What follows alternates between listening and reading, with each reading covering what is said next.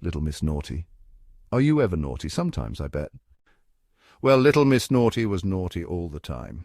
She woke up one Sunday morning and looked out of the window.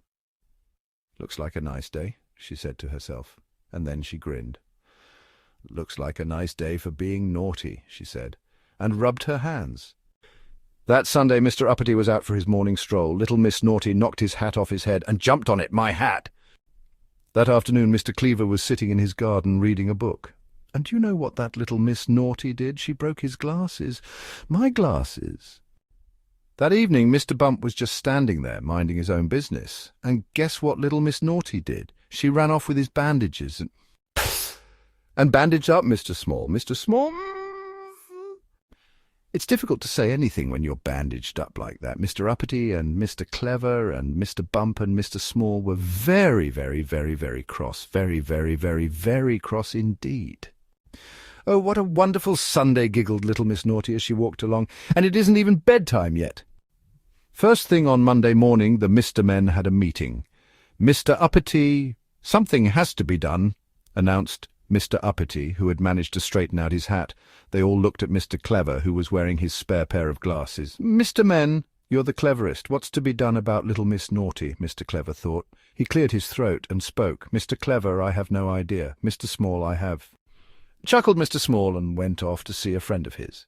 Somebody who could do impossible things. Somebody who could do impossible things, like making himself invisible.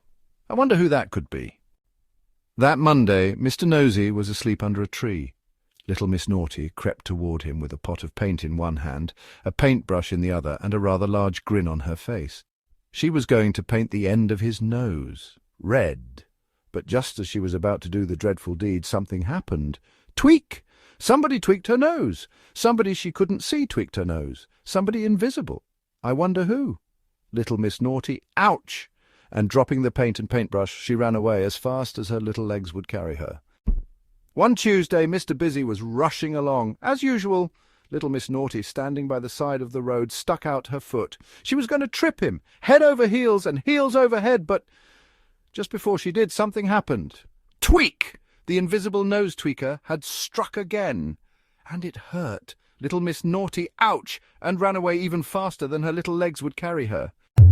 On Wednesday, Mr. Happy was at home, watching television. Outside, little Miss Naughty picked up a stone. She was going to break his window, naughty girl. But as she brought her arm back to throw, guess what? That's right. Tweak, little Miss Naughty. Ouch! Cried little Miss Naughty as she ran off holding her nose. And so it went on, all day. Thursday, tweak, all day Friday, tweak, tweak, all day Saturday, tweak, tweak, tweak. By which time little Miss Naughty's nose was bright red, but by Sunday she was cured, no naughtiness at all, thanks to the invisible nose tweaker. On Sunday evening, Mr. Small went to see him. "Mr. Small, hello, Mr. Impossible. Thank you for helping to cure little Miss Naughty." "Mr. Impossible, my pleasure. But it did take all week." "Mr. Small, don't you mean all tweak?"